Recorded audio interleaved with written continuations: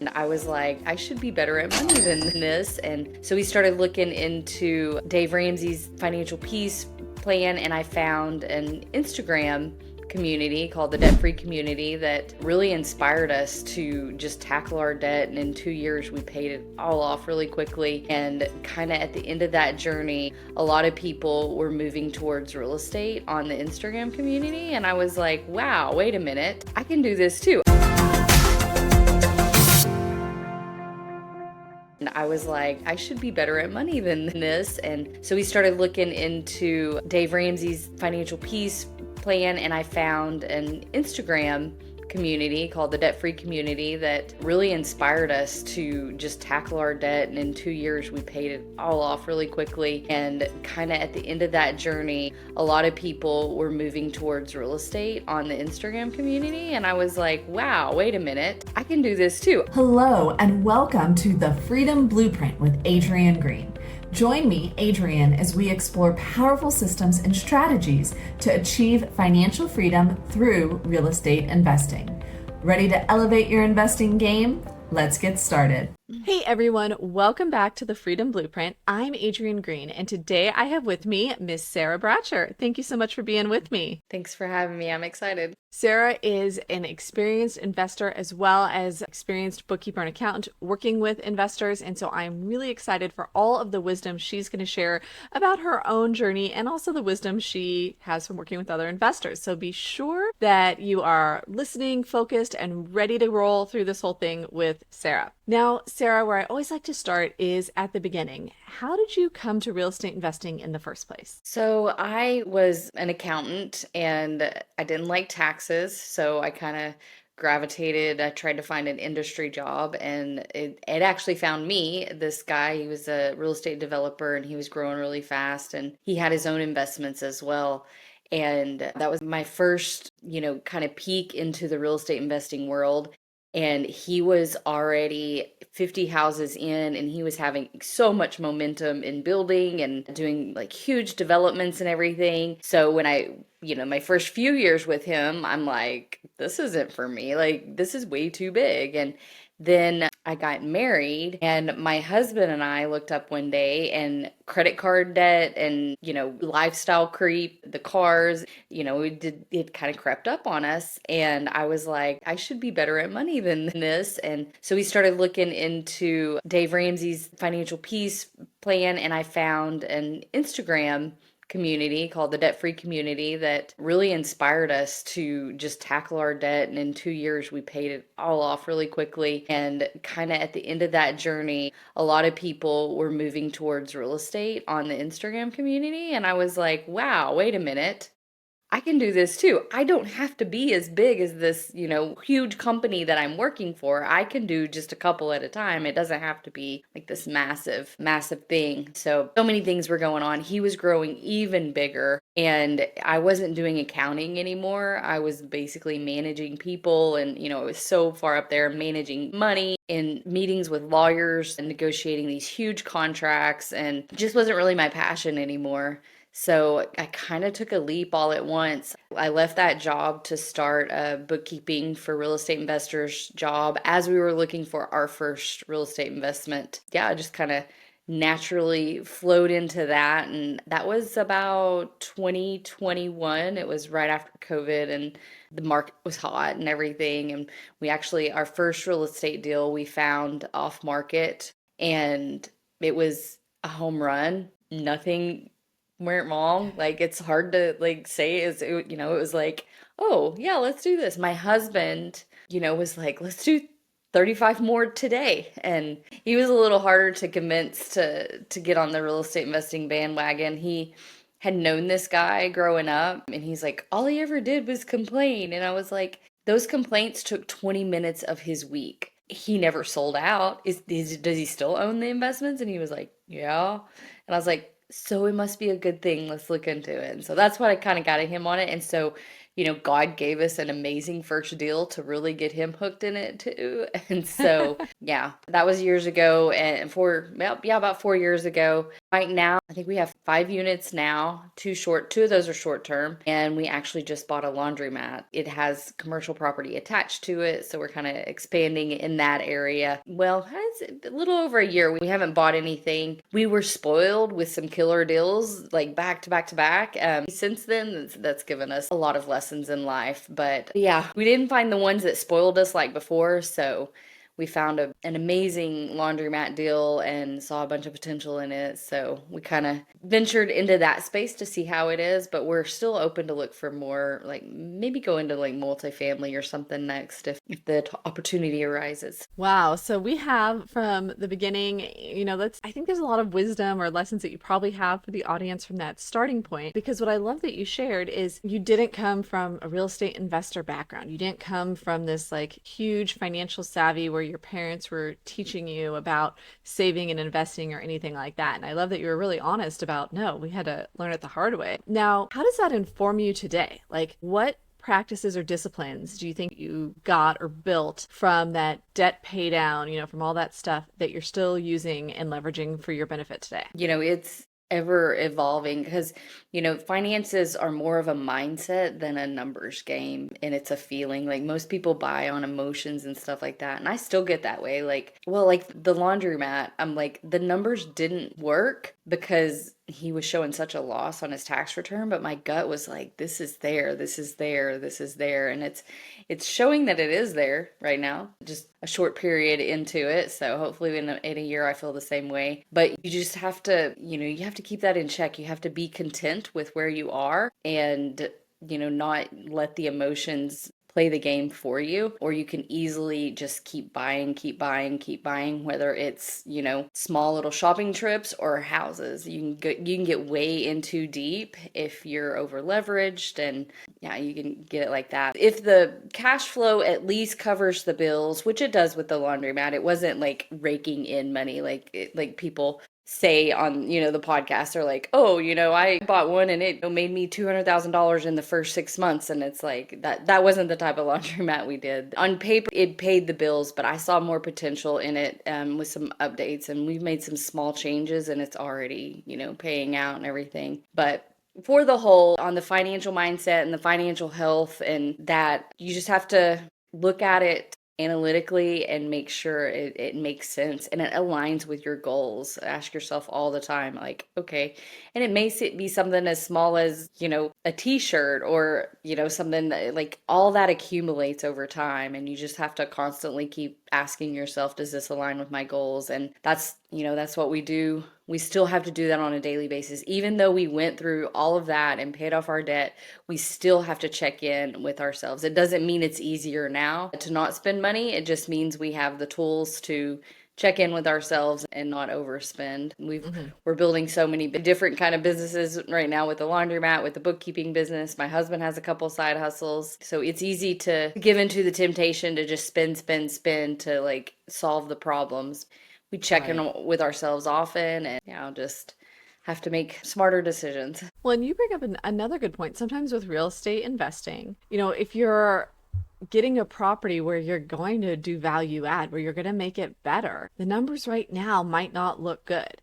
It sounds like that's the case with the laundromat. Yeah. The numbers covered the expenses. It covered the mortgage, it covered the cleaner, it covered what is actually there, but it didn't have a lot of cash flow in it. But there were things like the hours were weird, and I couldn't find any good reason why the hours were the way they were. Just small little things like that. And like there were absolutely no vending in there. We haven't added the vending in there yet, but just from talking to the people, the little that I have, if we were to add, just the option to get dryer sheets and, other things, like I think it would, really, really pick up. And everybody's so concerned about us raising the prices, and that, like, I have zero intention of raising the prices right now. I want to get a handle on what it's there, because I don't want to go in and raise the prices and run people off. Right. I want to show them that I'm adding value to this laundromat before I get them angry at me for going up a quarter a wash, or, something like that. So and the prices are very, very low. They're like $2 cheaper a wash than the ones around us. So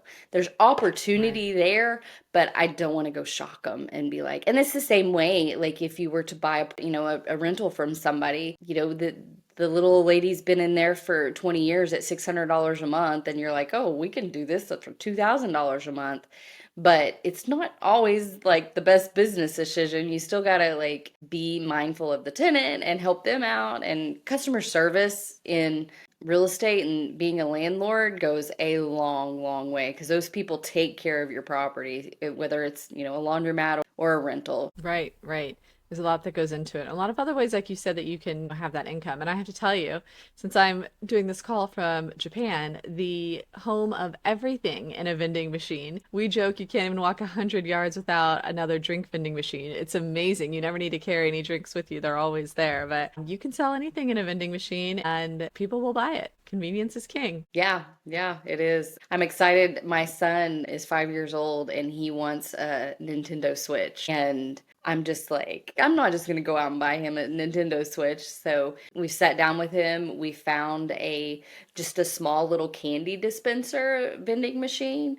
And he wants to put it in the laundromat and see if he can earn money from that small little vending machine to earn his Nintendo Switch. So I'm documenting part of it and everything. So hopefully I'll be able to show his journey once we get it in there and get some more information. I'll start sharing more, but just teaching him about it, because nobody ever taught me about that like that Right. early. It's like, Right. That makes sense.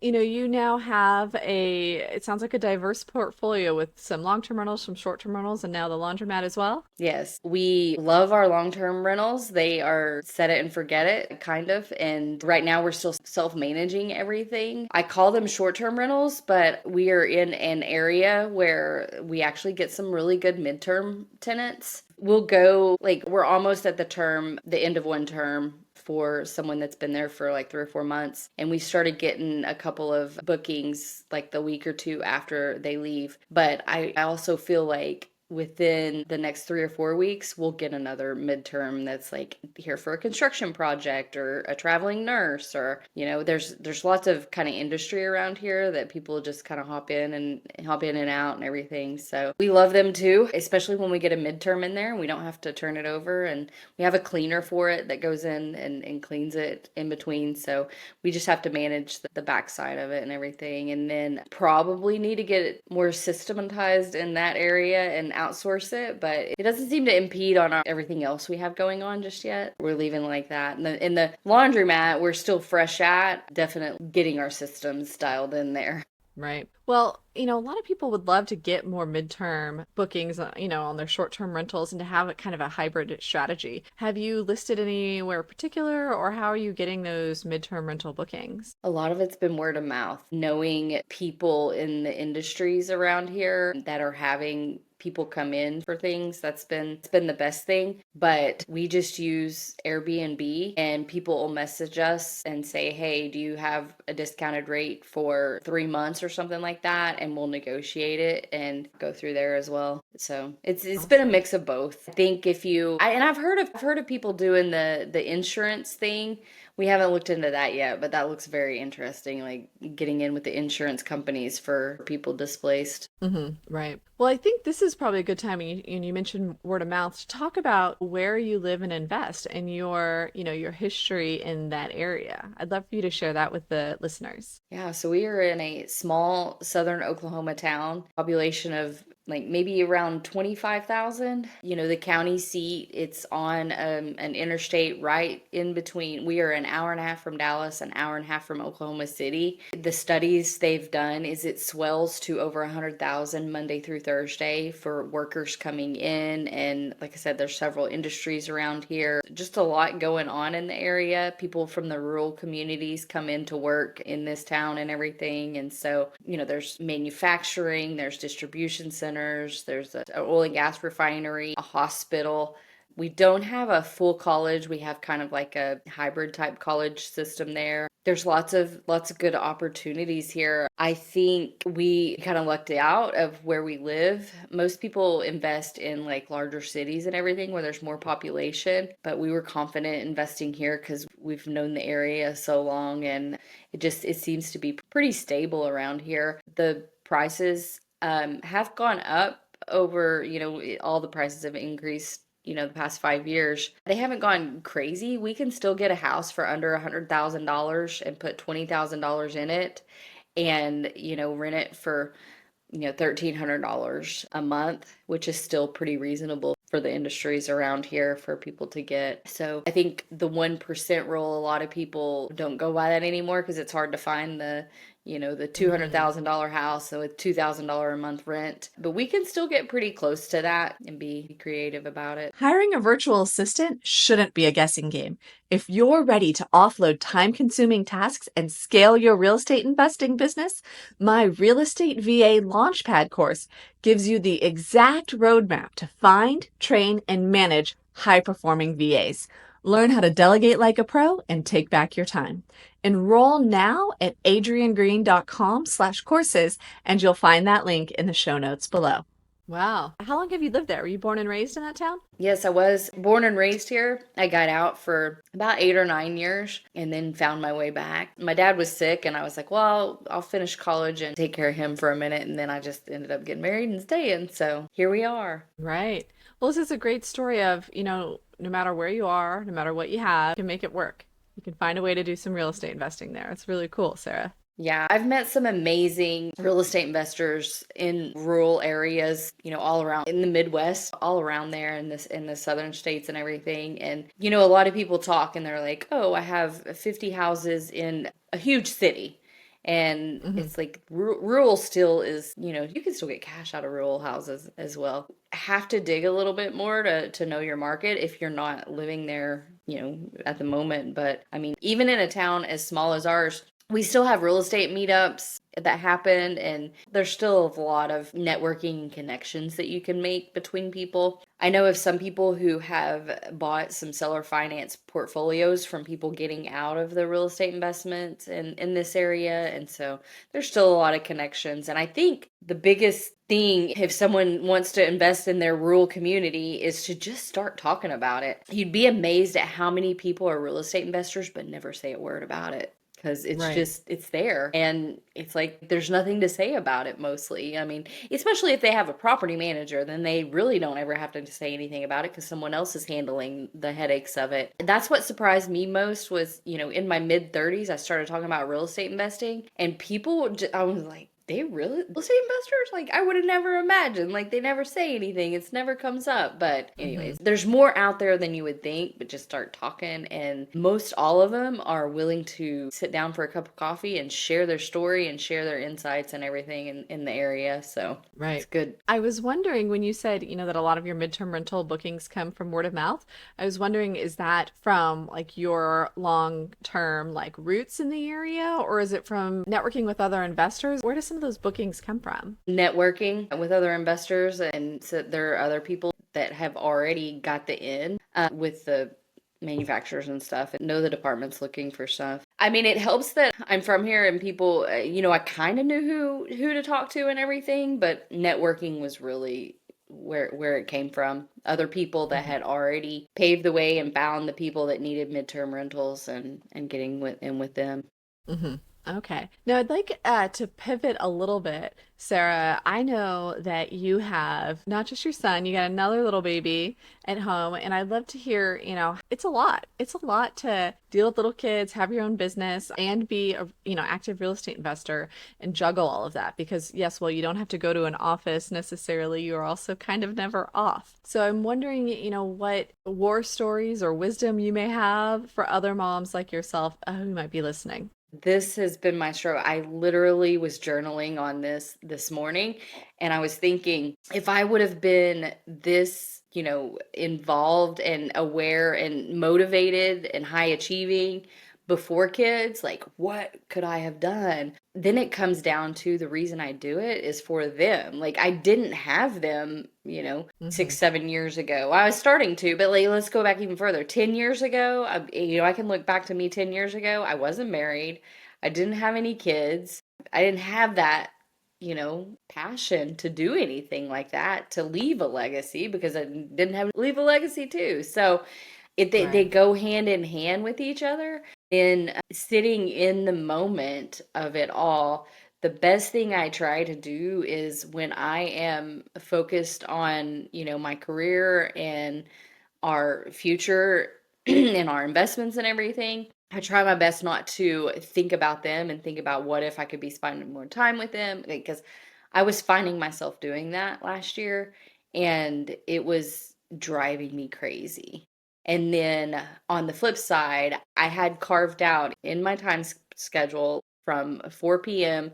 to 8 p.m. was all theirs, no work. I would find myself like I could just go because I work from home too. And like I could just go in the office and do this right quick, or I could, I get on my phone and do this, and it just punches you in the gut. And then for even though I tried to stay present or everything, those sheets that you get that the teachers have your children fill out. And my son said my mom's favorite thing to do is work, and that gutted me. I was like, I got to be better. I Right. got to be more present. I got to be better. Because I realized I had been looking at my phone more and looking through my emails and while I was with him and playing with him. And I was like, okay, I got to Right. do better at this. So my goal now is to remove the guilt. When I am with them, I am with them. And like the work starts creeping in my brain, like, oh, I could do this. Oh, I could do this. Nope. I have time carved out to Right. brainstorm and think about work. It's not this time. And so I just gotta give them my time when I have the time. And, I've seen the people saying, oh, you've got to give all your focus and, you can't, there's some toxic things out there. Like you'll have time for the kids later and all this other stuff. And it's usually men, this advice to other men, maybe. I don't know. But as a mom, no day is perfect. There is no perfect balance in it. Some days I have to be completely involved in it. And, my kids, get to spend time with, you know, a friend or a family member, and they get to foster those Right. relationships while I do this. But I know that this is the season. I wished I would have had the energy and the knowledge to hustle this much before they got here, but I didn't, and it's where we are now. And my son has a rare bone disease, and they are super close to having a life-changing medicine for him.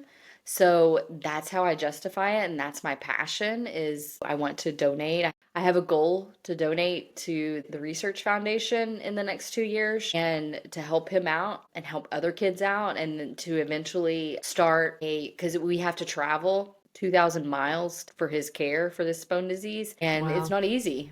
It's not cheap. Mm-mm. So we are very blessed that we can travel like this because we're in groups with people who have the same disease and they don't have the money to travel to this doctor. And so Right. it's like, I want to create, a foundation that will help others be able to travel or possibly even help this doctor get his knowledge and his, more doctors spread across the country to help the Right. kids and everything. Is while it is a rare bone disease, there's more and more out there that need this doctor's, that he's a very Right. proactive doctor instead of a reactive doctor. And we like that. We like to be ahead of the game and everything. So that's my passion. That's what justifies when I'm working, long hours and into the night and Right.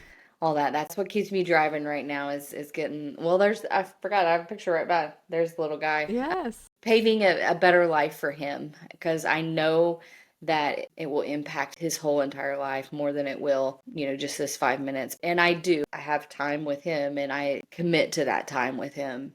And I'm doing better at that too. So hopefully next year it won't be that mommy likes to work. It'll be mommy likes to play with me. Right, right.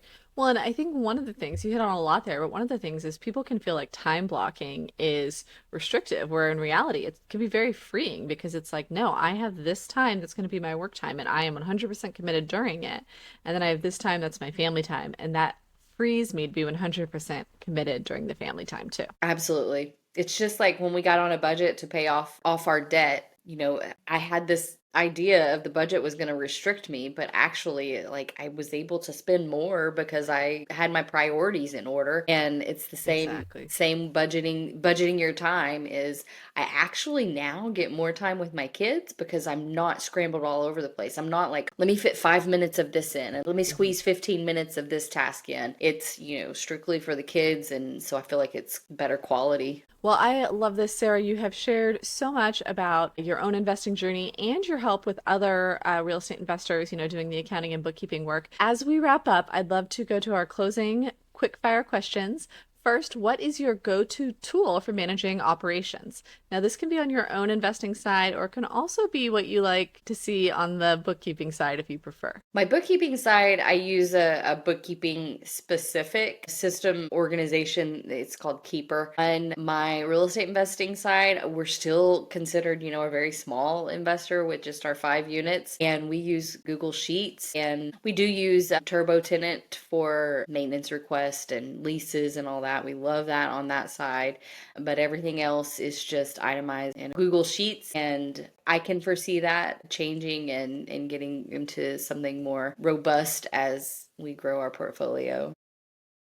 Awesome. Thank you for sharing that. And what is one piece of advice you'd give to your younger self when you were starting out? It sounds cliche, but just it's going to be okay. I had a lot of anxiety as a teenager and as in my 20s. And then at 27, I had a lot of trauma that was heavy and went through lots of therapy in my 30s to overcome all that, and just so many sleepless nights of not knowing and worrying about the what ifs. And once I was able to stop worrying about the what ifs and just living more kind of present in the moment and knowing that it was always going to be okay, like worst case scenarios rarely ever happen, and best case scenarios more often happen than the worst case. So just knowing that it was all going to be okay and just keep moving forward, I would have gotten a lot more sleep. Right. Yes, I'm with you on that. And then what is a book that has been transformational in your investing journey? I would have to go back to Atomic Habits,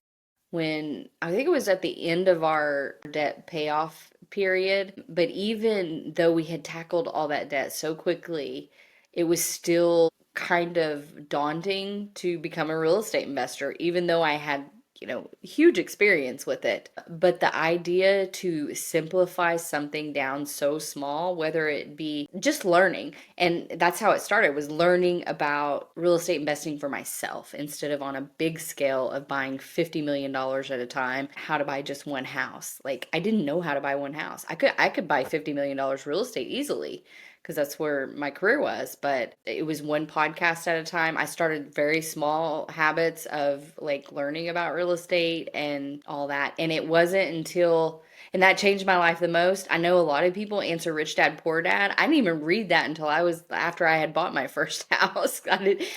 Everybody had said stuff about it, but I just like, yeah, I need to get that book. I need to get that book. And it never happened. And I finally did. And I was like, this would have kicked me into gear a lot faster. But Atomic Habits was really the one that changed me into taking it into bite-sized pieces instead of all in. I love that. One of my favorite sayings, in fact, my kids know it because I say it so much, is how do you eat an elephant one bite at a time? So, yep. Yeah, I'm with you on that's that. one of mine too. Now, Sarah, if people would like to reach out and hear more about your story or connect, or if they're interested in your services with bookkeeping, what's the best way for them to connect with you? I am on Instagram at rei.solutions.with.sarah, and I'm on YouTube at REI Accounting Solutions. Awesome. We'll get those in the show notes as well, guys. Definitely check out her YouTube video or YouTube channel. Is your podcast on your YouTube channel there? Yeah, it's on the YouTube channel as well. But Perfect. Yeah, YouTube has the podcast and some extra bonus stuff too. So I usually go there. Perfect. So I know us real estate investors are always looking for some accounting tips, best practices, wisdom, things like that. So definitely go check out Sarah's YouTube channel to get some of that for your REI education for the day. Love it. And thank you guys for listening. If this has been helpful, please make sure to thumbs up and subscribe wherever you are listening. And then think about what real estate investor you know who could benefit from hearing Sarah's story. And please, right now, go ahead and just shoot them over the link so they can listen as well. And then be sure to join us next week for another episode of The Freedom Blueprint.